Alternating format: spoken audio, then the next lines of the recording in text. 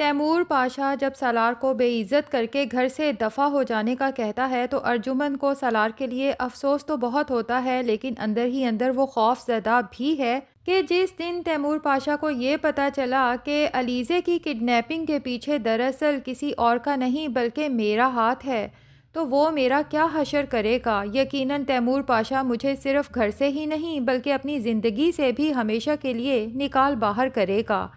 और तो और अलीज़े मेरे बारे में क्या सोचेगी कि मेरी अपनी माँ ही मेरी दुश्मन निकली।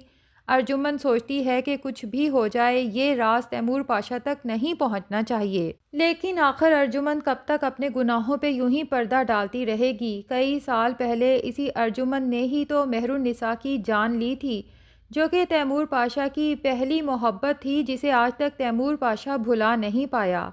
अभी तो अर्जुमन के इस गुनाह से पर्दा उठना भी बाकी है। बहरहाल सालार चुपचाप नज़रें झुकाता है और घर से चला जाता है, क्योंकि वो मेंटली पहले ही इस सब के लिए तैयार था। अर्जुमन सालार से कहती है कि मैं तैमूर पाशा को सब कुछ बता देती हूँ, असल गुनाह तो मैंने किया है, इसकी सज़ा तुम क्यों भुगतो। लेकिन सालार अर्जुमन को अपनी कसम देता है कि आनी, मैं नहीं चाहता कि आपके और अंकल के रिश्ते में कभी भी दरार आए। आपने मुझे माँ बन के पाला है, मैं आपको हमेशा खुश देखना चाहता हूँ। और फिर सोचें कि अलीज़े को कितना बुरा लगेगा जब उसे ये सब पता चलेगा, इसलिए आपने अपनी ज़ुबान बंद रखनी है। दूसरी तरफ सज्जल, जो पहले ही सालार और अर्जुमन की तमाम बातें सुन चुकी थी और सालार से पूछ भी चुकी थी कि आप लोग अहमद को कैसे जानते हैं और आपने आखिर अहमद को अलीज़े की किडनैपिंग का क्यों कहा, जबकि सालार सज्जल को फाइनली एतमाद में लेके सारी सूरत हाल से आगाह कर देता है कि आनी दरअसल रमशा को इस घर से निकालना चाहती थी और किडनैपिंग तो रमशा की करनी थी। और जहाँ तक अहमद की बात है तो उसकी भी कोई देरीना दुश्मनी चल रही थी रमशा के साथ, वो भी अपना बदला लेना चाहता था, लेकिन किडनैपर्स को गलत फहमी हुई, रमशा की जगह अलीज़े पाशा को उठा के चले गए। सज्जल कहती है कि सालार, मैं तो सोच भी नहीं सकती थी कि अर्जुमन आंटी इस कदर क्रिमिनल माइंडेड हो सकती हैं। जो भी है, रमशा मेरी बहनों की तरह है, मैं तो कभी नहीं सोच सकती कि कोई रमशा के साथ बुरा करे। सालार सज्जल को मोहब्बत भरी नज़रों से देखते हुए सोचता है कि एक तरफ सज्जल है जो रमशा के साथ कभी बुरा नहीं करना चाहती, और दूसरी तरफ रमशा है जिसने शादी से पहले सालार को सज्जल के ख़िलाफ़ करने के लिए क्या कुछ नहीं किया, हत्ता के सज्जल के पास्ट के बारे में ऐसी ऐसी कहानियाँ गढ़ के सुनाई जिस पे सालार की जगह कोई भी होता तो यकीन करके सज्जल को छोड़ने का फ़ैसला कर लेता।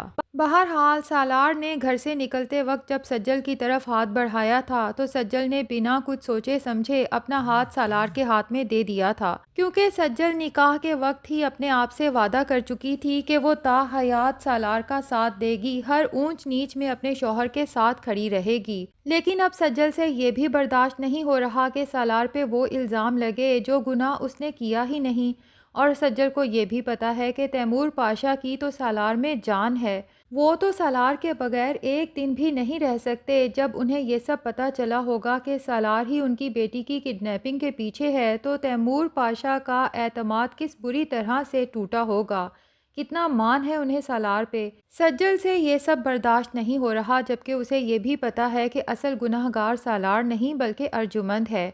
अब हो सकता है कि सज्जल सालार को बताए बगैर तैमूर पाशा को सारी हकीकत से आगाह कर दे, और वैसे भी तैमूर पाशा ने कौन सा अहमद की तलाश को बंद कर दिया है। अब पुलिस पहले से भी ज़्यादा एक्टिव हो चुकी है और अहमद तो बहरहाल तैमूर पाशा के हत्थे चढ़ के रहेगा, और जैसे ही अहमद मिलेगा तो तैमूर पाशा को एक तरफ तो इस अर्जुमन की सारी हकीकत नज़र आ जाएगी कि मैंने तो अपने ही घर में आस्तीन का सांप पाल रखा था, दूसरी तरफ उसे अहमद के थ्रू इस रमशा की हिस्ट्री भी मालूम होगी कि वो किस कदर चालबाज लड़की है, किस तरह से वो मुझे और मज़ीद लड़कों को पागल बनाती रही है, अपने झूठे इश्क के जाल में फंसा के, और उसके बाद सारा इल्ज़ाम अपनी मासूम सज्जल पे धर देती थी। तो तैमूर पाशा को अंदाज़ा होगा कि अर्जुमंद और रमशा दोनों एक ही जैसी शैतानी फितरत की औरतें हैं, जबकि तैमूर पाशा सोचेगा कि रमशा मेहरुन्निसा की औलाद हो ही नहीं सकती, क्योंकि मेरी महरू तो ऐसी थी ही नहीं, मेरा खून इतना चालबाज कैसे हो सकता है। और जैसे ही तैमूर पाशा के दिमाग में ये बात आएगी तो फ़ौरन उसे ख्याल आएगा कि रमशा का जब अर्जुमन ने डीएनए टेस्ट करवाया था तो उसका डीएनए तो मेरे साथ मैच हो गया था, लेकिन उसका ब्लड ग्रुप कोई और था जो ना मेहरू से मिलता था ना मुझसे।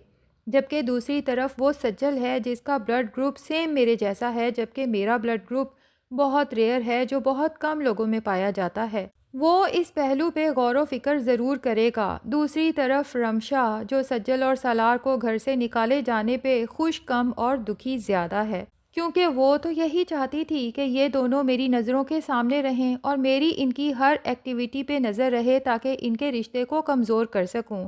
अब जबकि वो दोनों घर ही छोड़ गए हैं तो रमशा भला कैसे उनके रिश्ते को तोड़ सकेगी। रमशा अपना यही दुख लेके जब राबिया के पास जाती है तो राबिया को रमशा पर अफसोस होता है और साथ ही उसे तकलीफ़ होती है कि मेरी बेटी सज्जल, अभी तो खुशियाँ उसकी ज़िंदगी में आई थीं, फिर से दुखों का सामना हो गया। ठीक है, अगर सालार पाशा ने कुछ गलत किया है तो उसे तो इसकी सज़ा मिलनी चाहिए, लेकिन आखिर सज्जल इस सब की सज़ा क्यों भुगते? सिर्फ़ इसलिए कि वो सालार पाशा की बीवी है। लेकिन एक हकीकत और भी है कि सज्जल तैमूर पाशा की असल औलाद है, उसका अपना खून। जिस दिन तैमूर पाशा को ये सब पता चलेगा वो सज्जल को ज़रूर अपने साथ रखेगा और उसको हर तरह से खुश रखने की कोशिश करेगा। तो इस दफ़ा राबिया फ़ैसला कर लेती है कि मैं रमशा को बताए बग़ैर और तैमूर पाशा को एतमाद में लेके सारी हकीकत बता दूंगी। साथ ही मेहरुन्निसा की डायरी भी तैमूर पाशा के हवाले कर दूंगी, क्योंकि ये उसी की अमानत है। उधर ताबिश बहुत ज़्यादा तकलीफ़ और गम में है कि अलीज़े क्या अब कभी वापस नहीं आएगी, क्या कभी उसकी गलतफ़हमी ख़त्म होगी या फिर हमारा रिश्ता ही ख़त्म हो जाएगा। क्योंकि जिस तरह से अर्जुमन ने चाल चली है, इसके बाद ताबिश को पूरा यकीन है कि अलीज़े अपनी माँ पर भरोसा करेगी, जबकि ताबिश पे वो कभी भरोसा नहीं करेगी। लेकिन ताबिश अलीज़े के बगैर जीने का तो अब तसव्वुर भी नहीं कर सकता। वो इतनी मेहनत कर ही किसके लिए रहा है, सिर्फ़ और सिर्फ अलीज़े के लिए, उसे खुश रखने के लिए। और अर्जुमन जब अलीज़े को उदास परेशान देखती है तो उसे हौसला देती है कि अलीज़े, ताबिश कोई दुनिया का आखिरी मर्द नहीं था। अलीज़े जब अपनी माँ से कहती है कि मैंने तो कभी सोचा भी नहीं था कि ताबिश भी मुझसे ऐसा झूठ बोलेगा और आपके ख़िलाफ़ मुझे भड़काएगा, तो अर्जुमन अलीज़े से कहती है कि मुझे तो उसकी असलियत बहुत पहले ही नज़र आ गई थी, लेकिन तुम्हारी आंखों पे उसने अपने झूठे प्यार की ऐसी पट्टी बांध रखी थी कि तब तुम अपनी माँ की नज़र से देखने को तैयार ही नहीं थी। बहुत अच्छा हुआ कि तुमने खुद उसकी असलियत देख ली, लेकिन काश ये सब बहुत पहले हो जाता तो तुम ऐसे फटीचर लड़के से कभी शादी का सोचती भी ना। बहरहाल अभी भी ज़्यादा वक्त नहीं गुजरा, मैंने तुम्हारे लिए खुला के पेपर्स तैयार करवा लिए हैं। जैसे ही वो आते हैं बस तुम उन पे सिग्नेचर करो और उसके बाद इस रिश्ते को ख़त्म करो।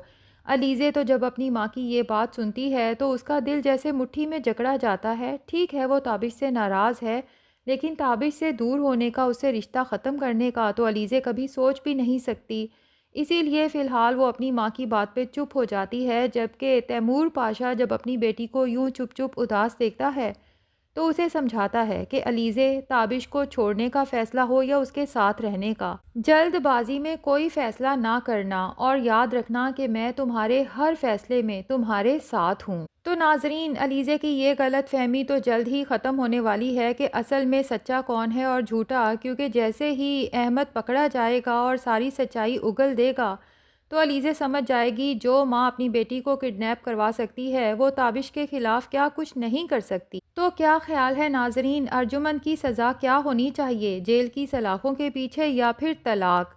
कमेंट सेक्शन में अपनी राय का इजहार ज़रूर करें और अगर हमारे चैनल पे नए हैं तो प्लीज़ चैनल को भी सब्सक्राइब कर लें।